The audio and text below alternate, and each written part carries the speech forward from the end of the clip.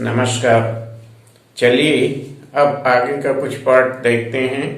कुछ क्वेश्चन 12.1 के linear programming के कुछ क्वेश्चन हैं जो एक्सरसाइज 12.1 में दिए हैं।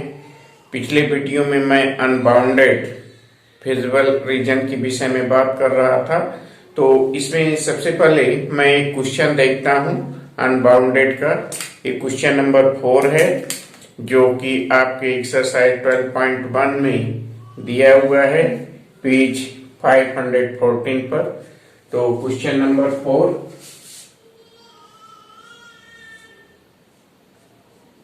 एक्सरसाइज 12.1 पेज दिया हुआ है 514।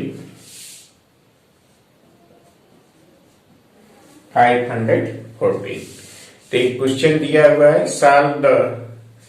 solve the following linear programming problem by graphically। तो लीनियर प्रोग्रामिंग प्रॉब्लम है minimise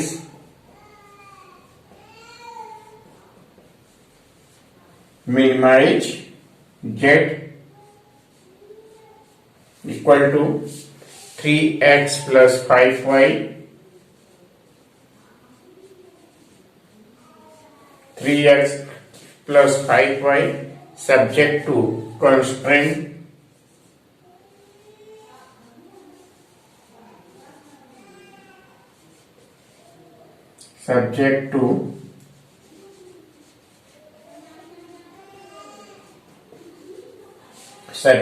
constant x plus 3y is greater than equal to 3।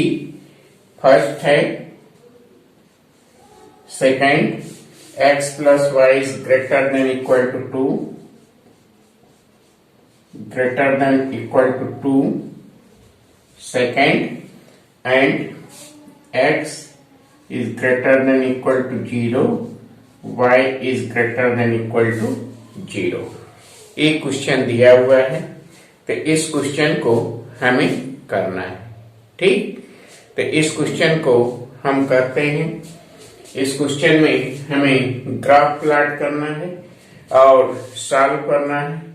तो हम ग्राफ प्लॉट करते हैं और सॉल्व करते हैं। पहले फर्स्ट क्वेश्चन लेते हैं। फर्स्ट क्वेश्चन है कि x plus 3y x plus 3y equal to 3। Table बना लेते हैं। टेबल बनाते हैं ग्राफ प्लॉट करने के लिए। ये हमारा x हो गया, ये y हो गया। x 0 होगा तो y 1 होगा, y 0 होगा तो x हो गया 3। तो ये हो गया। दूसरा हमारा हो गया x plus y equal to 2। इसका हम टेबल बना लेते हैं। x का टेबल बना लेते हैं। यहाँ जैसे हम इनइक्वालिटी का ग्राफ प्लॉट करते हैं उसी तरह से हम ग्राफ प्लॉट करेंगे। तो यहाँ x का वैल्यू लेंगे हम। x का वैल्यू x y, यहाँ x का वैल्यू लेंगे 0 तो y हो जाएगा 2, y लेंगे 0 तो x हो जाएगा 2। अब हम ग्राफ प्लॉट करते हैं। इक्वेशन 1 एंड 2 का ग्राफ प्लॉट करते हैं।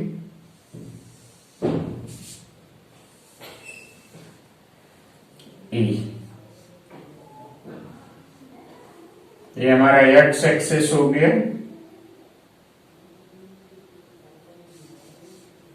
x एक्सेस हो गया। ये y एक्सेस हो गया,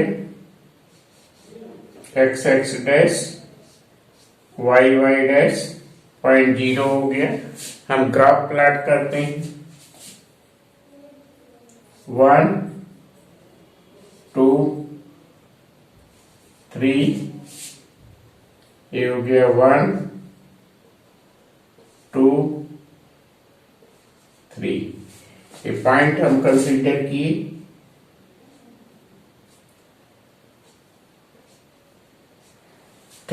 यहाँ ग्राफ प्लॉट करते हैं। x 0 है तो 1, 0 1, ये पॉइंट हो गया हमारा 0 1 और 3 0, ये हो गया 3 0। तो ये हमारा ग्राफ हो गया इस तरह से, ये 3 0 हो गया।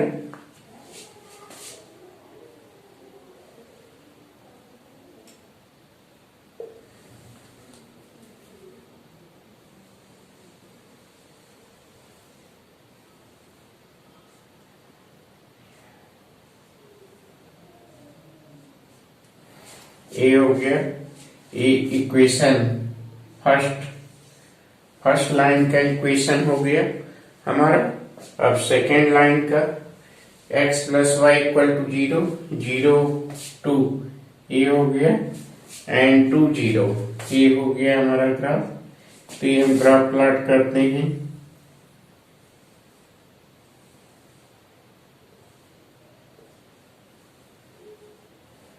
ये सेकेंड लाइन का ग्राफ हो गया, सेकेंड लाइन का ग्राफ हो गया।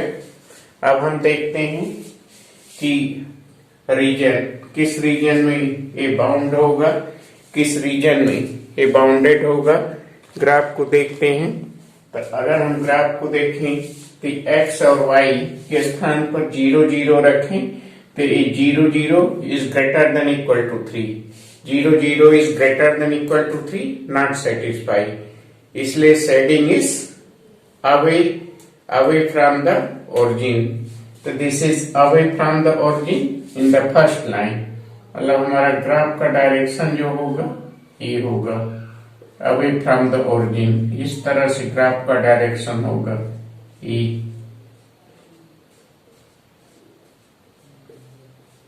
ये होगा। और उसी तरह से x y 0 0 रखे, 0 0 is greater than equal to 0, not satisfied. Equation 2 में हमारा ग्राफ का डायरेक्शन इस तरह होगा, इस तरह होगा। x y ग्रेटर देन 0 है तो ग्रेटर देन 0 इस तरफ शेड होगा। तो हम शेड करते हैं।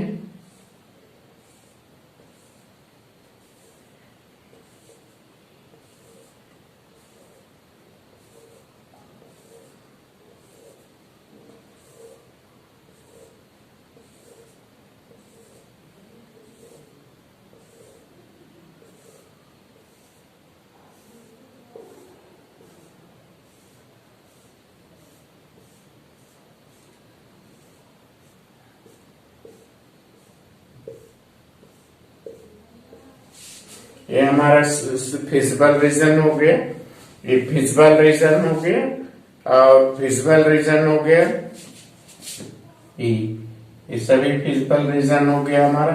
अब फिजिबल रीजन में हम कॉर्नर पॉइंट देखते हैं। कॉर्नर पॉइंट क्या है इसमें देखते हैं। कॉर्नर पॉइंट हो गया ये हमारा ए हो गया, ये बी हो गया, ये सी हो गया। अगर ग्राफ हम एग्जैक्ट पढ़ लेते हैं तो पॉइंट बी को पढ़ लेते हैं, अगर नहीं पढ़ पाते तो इक्वेशन 1 एंड 2 को सॉल्व करके पॉइंट बी को आसानी से फाइंड आउट कर सकते हैं। पॉइंट ऑफ इंटरसेक्शन, तो पॉइंट ऑफ इंटरसेक्शन इन दोनों लाइन का फाइंड आउट करते हैं। तो x plus 3y from equation 1 and 2, यहाँ from equation 1 and 2, from 1 and 2, from equation 1 and 2 इसको सॉल्व करते हैं तो ये हो जाएगा हमारा x plus 3y equal to 3, x plus y equal to 2। Subtract करते हैं, ये कैंसिल हो गया, 2y equal to 1। This implies that y equal to 1/2। यहाँ y इक्वल टू 1/2 आ गया। Putting the y equal to 2, then from equation 2, from equation 2 we get, from equation 2 we get x equal to 3/2। तो ए value आ गया, B का value आ गया 1/2 and 3/2। ये हमारा हो गया पॉइंट बी। और ए वैल्यू हो गया हमारा ए, बी और सी। सी हमारा हो गया 20 सी, सॉरी ए हमारा है, सी नहीं है, सी हमारा ए पॉइंट है, कॉर्नर पॉइंट। तो सी वैल्यू हमारा हो गया ए वैल्यू हो गया 30 और यहां ए हमारा हो गया 20। तो ए हो गया हमारा, ए वैल्यू हो गया 0, 2। अब हम ऑब्जेक्टिव फंक्शंस का वैल्यू फाइंड आउट करते हैं इन सभी पॉइंट पर। ठीक, अब इन सभी पॉइंट पर हम कॉर्नर मेथड से ऑब्जेक्टिव फंक्शंस का वैल्यू फाइंड आउट करते हैं।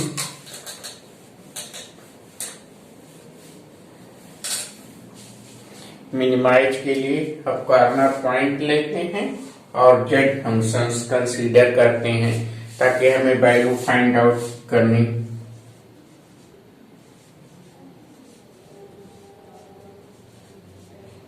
कॉर्नर पॉइंट हो गया और यहां हमारा जेड हो गया 3x + 5y।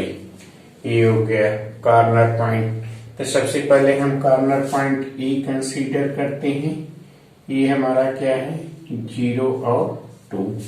ये हमारा कॉर्नर पॉइंट क्या है, 0 और 2। तो 0 एंड 2 पर वैल्यू लेते हैं। तो 0 हो गया और ए वैल्यू हो गया 10।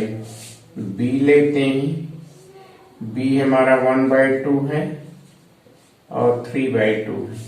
तो बी पर वैल्यू हमारा क्या हो जाएगा, 1/2 और 3/2। तो बी पर वैल्यू कंसीडर करें तो 1/2 यहाँ हो जाएगा, x 1/2 3/2 और यहाँ हो जाएगा z 1/2 हो जाएगा, ये 1/2 एंड 15/2। तो 1/2 एंड 15 16/2। ये वैल्यू हो जाएगा, ये हो जाएगा 3/2 और 15/2 18/2। ये वैल्यू हम निकालते हैं x। तो x हमारा हो गया क्या, सॉरी ये वैल्यू हमारा हो गया 3/2, सॉरी ये वैल्यू हमारा है, x आया था यहाँ 3/2 एंड 1/2। तो ये वैल्यू हमारा हो गया, x हो गया हमारा 3/2 एंड 1/2। अब x के स्थान पर वैल्यू रखेंगे तो 9/2 एंड 5/2 14/2। तो ये वैल्यू हो गया हमारा 7 हो गया। अब c पर हम वैल्यू कैलकुलेट करते हैं। तो c हमारा क्या है, 30। तो c पर वैल्यू लेते हैं 30। तो a हो गया हमारा 9। तो a हमारा वैल्यू हो गया। तो इसमें हम देखते हैं मिनिमम पॉइंट बी,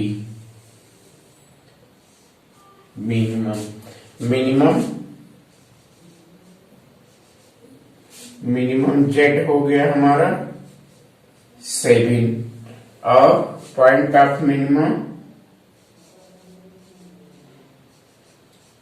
पॉइंट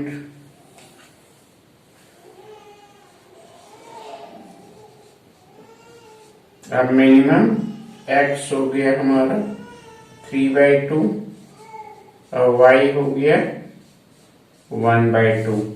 अब हमें यहाँ चेक करना है कि ये मिनिमम वैल्यू एग्जिस्ट कर रहा है कि नहीं, क्योंकि हमारा जो ग्राफ है, ये ग्राफ हमारा अनबाउंडेड है। तो अनबाउंडेड ग्राफ होता है तो ये कॉर्नर पॉइंट मे और मे नॉट बी मिनिमम।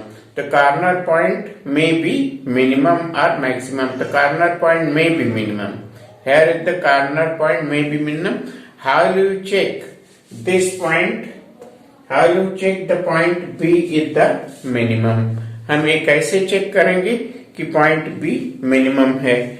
इसके लिए हम z फंक्शन कंसीडर करते हैं. हमारा ये z फंक्शन है 3x प्लस 5y. यहाँ ये कंसीडर करते हैं 3x प्लस 5y, तो 3x प्लस 5y. अब मिनिमम पॉइंट कितना हमारा आएगा था 7, तो लेस देन 7. तो 3x plus 5y less than 7, इसका हम ग्राफ प्लॉट करते हैं z फंक्शंस का. z फंक्शंस ये हमारा z फंक्शन है, इसका हम ग्राफ प्लॉट करते हैं. ग्राफ प्लॉट करते हैं इसका. ये हमारा हो गया x, ये y हो गया. x 0 हो जाएगा तो y कितना हो जाएगा 7/5. तो 7/5 1.4. और जब y 0 हो जाएगा, y 0 हो गया, y 0 हो गया तो x कितना हो जाएगा 2.3. तो अप्रोक्सीमेटली 2.3 हो जाएगा. अब अगर हम इस ऑब्जेक्टिव फंक्शंस का z का ग्राफ प्लॉट करते हैं, ऑब्जेक्टिव फंक्शंस का हम ग्राफ प्लॉट करते हैं, देखते हैं x 0 है और ये 1.4 है. तो x 0 है तो ये 1.4 है, ये 5 होगा, ये 1.4 होगा, ये हमारा 1.4 होगी. ठीक. और x अगर y 0 है, x 2.3 तो 2.3 कहाँ होगा, ये 5 हो गया, ये हो गया 2.3, ये हमारा हो गया 2.3. अब अगर इन दोनों पॉइंट को ज्वाइन करते हैं,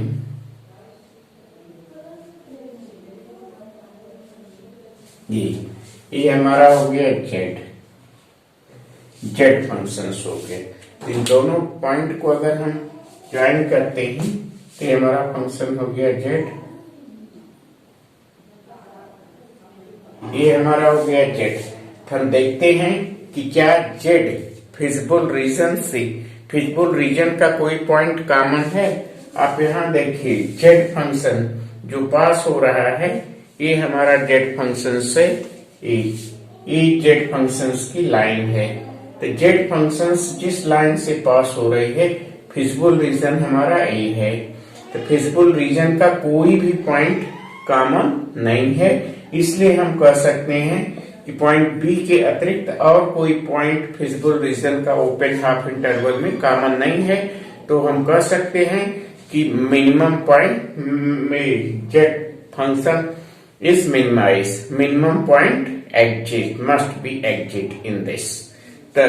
So that since in feasible region, since z has no any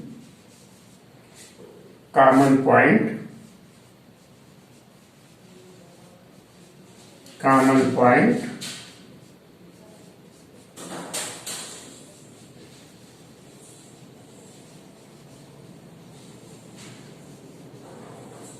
feasible region. Therefore point is the minimum. Minimize function as. तो इस तरह से मिनिमाइज फंक्शन अनबाउंडेड फंक्शंस के लिए अकर करता है. यहाँ हमारा फिजिबल रीजन अनबाउंडेड है. क्लियर. अब एक क्वेश्चन और करते हैं. ये क्वेश्चन नंबर 8 है. एग्जैक्ट क्वेश्चन नंबर 8 नहीं है 12.1 का. ये इसमें थोड़ा सा चेंज है. तो question number 8 and sample question paper दिया हुआ है बोर्ड के. सैंपल क्वेश्चन पेपर सीबीएसई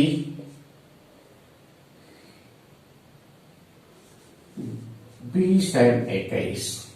तो ये सैंपल क्वेश्चन पेपर दिया हुआ है सीबीएसई का 20 और 21 की सिंपल क्वेश्चन पेपर में दिया हुआ है। तो एक क्वेश्चन देखते हैं क्या है। ये क्वेश्चन है मैक्सिमाइज, ये क्वेश्चन है हमारा मैक्सिमाइज सीबीएसई के सैंपल पेपर में दिया हुआ क्वेश्चन है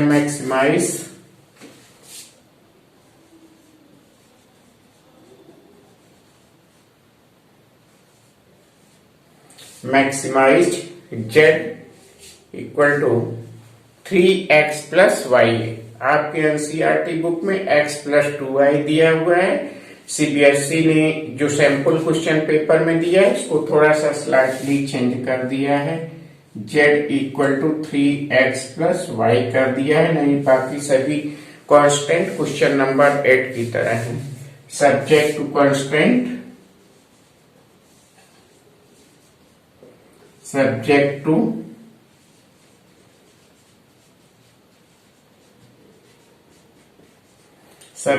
कांस्टेंट दिया हुआ है x plus 2y, x plus 2y is greater than equal to 100, is greater than equal to 100 and 2x minus y less than equal to 0, 2x minus y less than equal to 0, 2x plus y, 2x plus y is less than equal to 200 and x and y is greater than equal to 0। ये question दिया हुआ है। इस question को हमें bye graphical method solve करना है।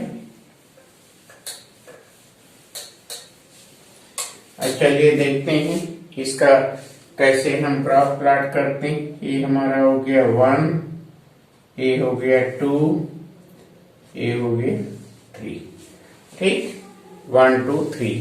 सभी का हम टेबल बना लेते हैं, सभी का इक्वेशन का टेबल बना लेते हैं। सबसे पहले इक्वेशन 1, फ्रॉम इक्वेशन 1 तो x plus 2y equal to 100। From equation 1 का टेबल बनाते हैं। ये तो हमारा हो जाएगा x y, x हो गया 0 तो y हो गया 50 और y हो गया 0 तो x हो गया 100। ये फर्स्ट इक्वेशन का हो गया। सेकेंड इक्वेशन का हम बनाते हैं तो सेकेंड इक्वेशन हमारा क्या हो जाएगा। सेकेंड इक्वेशन हो गया हमारा 2x minus y equal to 0। Second equation का बनाते हैं 2x minus y equal to 0। तो x का वैल्यू 10 लेते हैं तो y का वैल्यू 20 हो जाएगा। x का वैल्यू 20 लेते हैं तो y का वैल्यू 40 हो जाएगा। 2x plus y equal to 200 तो 2x plus y equal to 200 का बनाते हैं। x का वैल्यू 0 लेंगे तो y का वैल्यू 200 होगा। x का वैल्यू 100 लेंगे तो y का वैल्यू क्या हो जाएगा 0।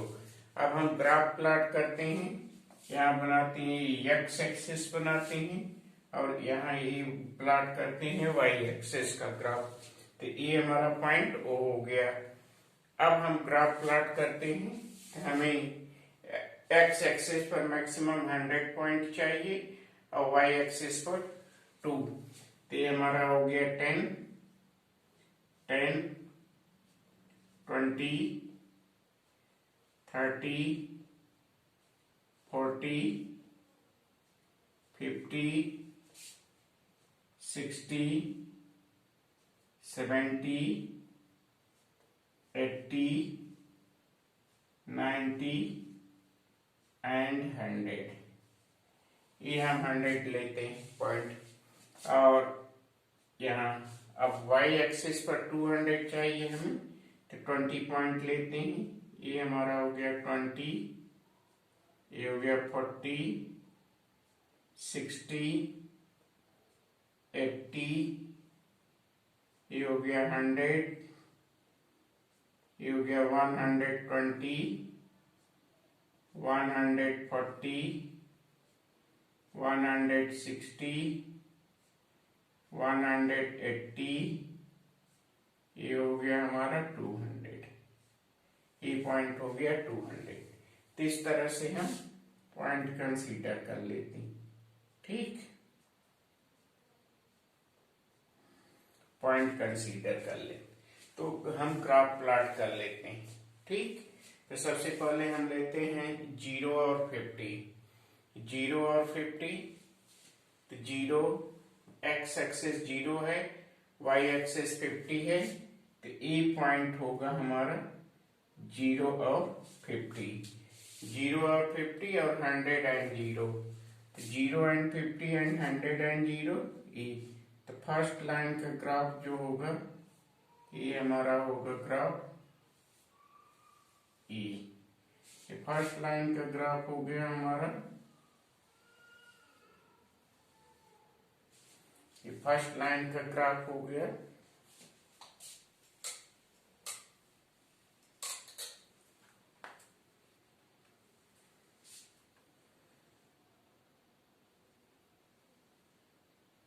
ये हमारा पॉइंट 100 हो गया।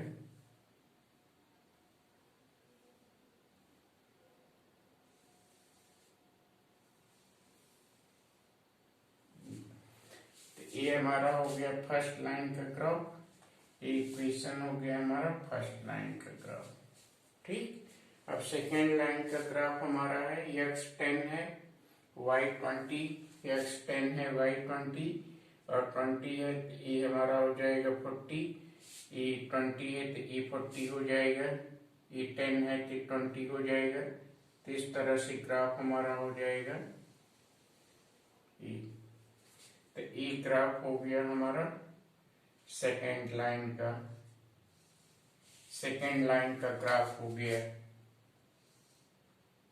ये, सेकेंड लाइन का ग्राफ हो गया।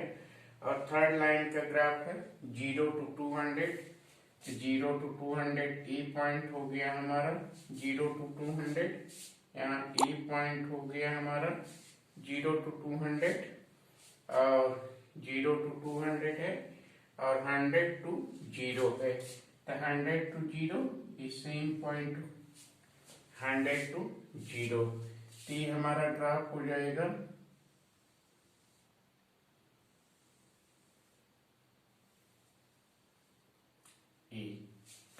ये हमारा ग्राफ हो गया। तो ये हमारा ग्राफ हो गया इस तरह से ई। तो ये हमारा ग्राफ हो गया थर्ड लाइन का, थर्ड लाइन का। अब हम सेटिंग करते हैं, देखते हैं किस रीजन में सेटिंग होगा। तो अगर हम फर्स्ट का चेक करें, x और y के वैल्यू 0 0 रखें, तो 0 0 ग्रेटर देन 0, इसको सेटिस्फाइड नहीं होगा तो टुवर्ड्स द ओरिजिन ना होके अवे फ्रॉम द ओरिजिन। हमारे ग्राफ का डायरेक्शन क्या होगा, इस डायरेक्शन में। ये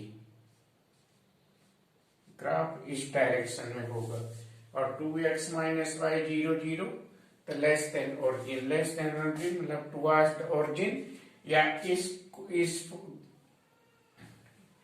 इसमें देखें इस ट्रायंगल में, तो इस ट्रायंगल में अगर हम देखते हैं कोई भी पॉइंट यहाँ इसके बीच में लेते हैं तो सेटिस्फाई नहीं करेगा, यहाँ कोई भी पॉइंट लेंगे तो इस ग्राफ को सेटिस्फाई करेगा। इसलिए हमारा जो रीजन होगा इस साइड में होगा टुवर्ड्स द ओरिजिन, ये ग्राफ होगा। और नेक्स्ट 2x प्लस वाई यहाँ 0 0 रखेंगे तो सेटिस्फाई करेगा इस लाइन को, तो टुवर्ड्स द ओरिजिन होगा, इस तरह से होगा। तो जो हमारा कॉमन सेटिंग होगा, जो कॉमन सेटिंग का रीजन होगा वो ये होगा ग्राफ का।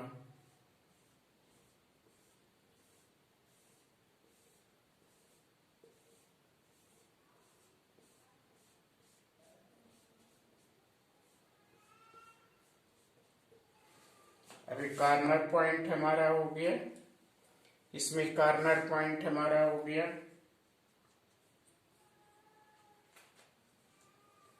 कॉर्नर पॉइंट कंसीडर करते हैं।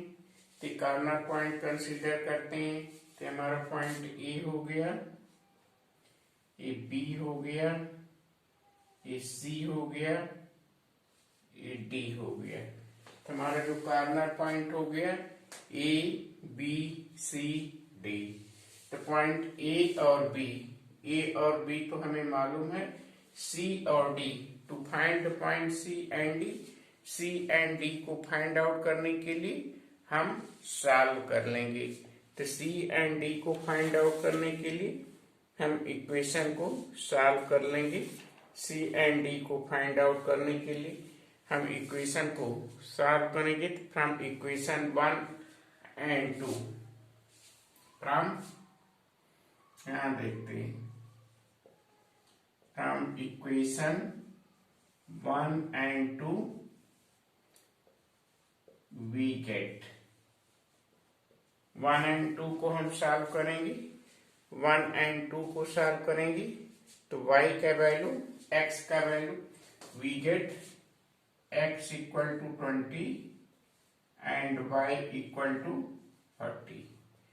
तो अगर हम 1 and 2 को सॉल्व करेंगे तो we get the point D, we get point D. हमारा पॉइंट डी आ जाएगा ई पॉइंट हमारा हो जाएगा, पॉइंट डी हो जाएगा 20 और 40, ये पॉइंट डी हो जाएगा from equation 1 and 2।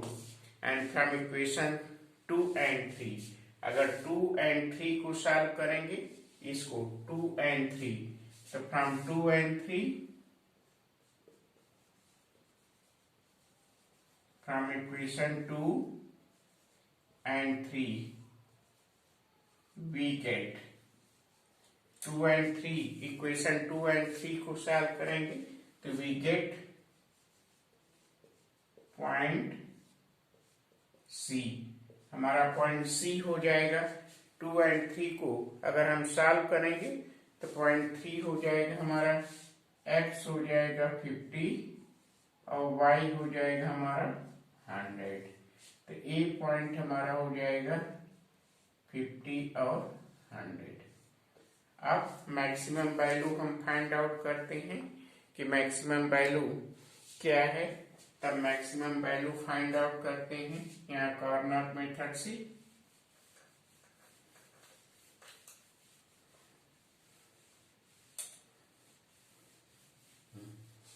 Maximise value find out करते हैं यहाँ कॉर्नर पॉइंट,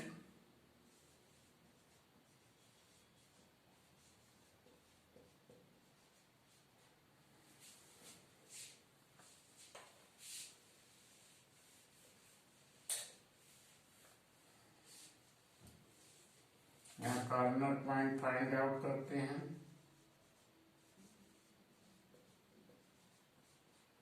और यहाँ z का वैल्यू फाइंड आउट करते हैं 3x plus Y, 3x plus Y. ये हमारा हो गया CBSE सैंपल पेपर 2021। ये हम सॉल्व करते हैं तो हम कॉर्नर पॉइंट फाइंड आउट करते हैं। तो कॉर्नर पॉइंट ए पर हम वैल्यू इवेलुएट करते हैं। तो ए पर हमारा हो जाएगा 0 to 50, ए पॉइंट हो जाएगा 0 to 50, टी पर वैल्यू हो जाएगा हमारा 50। पॉइंट बी पर कैलकुलेट करते हैं, बी पर हमारा हो जाएगा 0 to 200। तो 0 to 200 पर कैलकुलेट करेंगे, 0 to 200 तो वैल्यू आ जाएगा हमारा z आ जाएगा 200। सी पर कैलकुलेट करेंगे, सी हमारा पॉइंट है 50 और 100।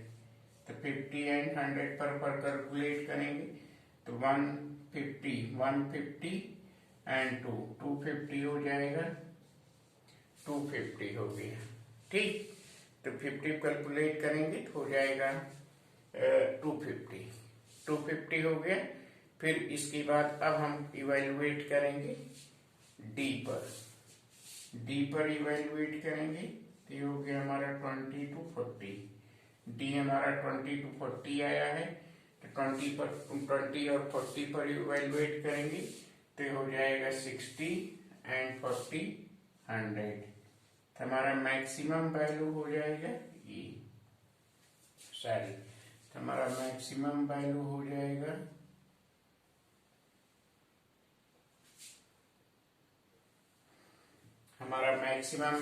जाएगा ए। तो मैक्सिमम जेड हो गया हमारा 250 एंड पॉइंट हो गया at x equal to 50 and y equal to 100 at corner point C। तो इस तरह से हम मैक्सिमम वैल्यू फाइंड आउट कर सकते हैं। तो यहाँ हम दोनों, ये तो सैंपल क्वेश्चन पेपर में आया है इसी वर्ष, और इसके पहले मैं अनबाउंडेड क्वेश्चन किया। तो इस तरह के ही क्वेश्चन आपके एक्सरसाइज 12.1 में दिए हैं, जैसा कि सीबीएसई का निर्देश है। 12.1 ही इस वर्ष पूछा जाएगा आपके सीबीएसई में, और लीनियर प्रोग्रामिंग के और जो प्रॉब्लम है वो डिलीट कर दिए गए हैं। जो वर्ड प्रॉब्लम है, इनइक्वालिटी के प्रॉब्लम है। तो इस तरह से आप एक्सरसाइज 12.1 और एग्जाम्पल्स जरूर कर लीजिएगा। एक क्वेश्चन इससे आएगा जैसा कि सैंपल पेपर में दिया गया है, और वो 5 मार्क्स का होगा। ठीक, तो इस तरह से आप इसको करेंगे। इसमें आपको कोई प्रॉब्लम नहीं होना चाहिए, और लीनियर प्रोग्रामिंग की और क्वेश्चन आप कर सकते हैं, और भी क्वेश्चन आप कर सकते हैं। ठीक, तो थैंक यू सो मच।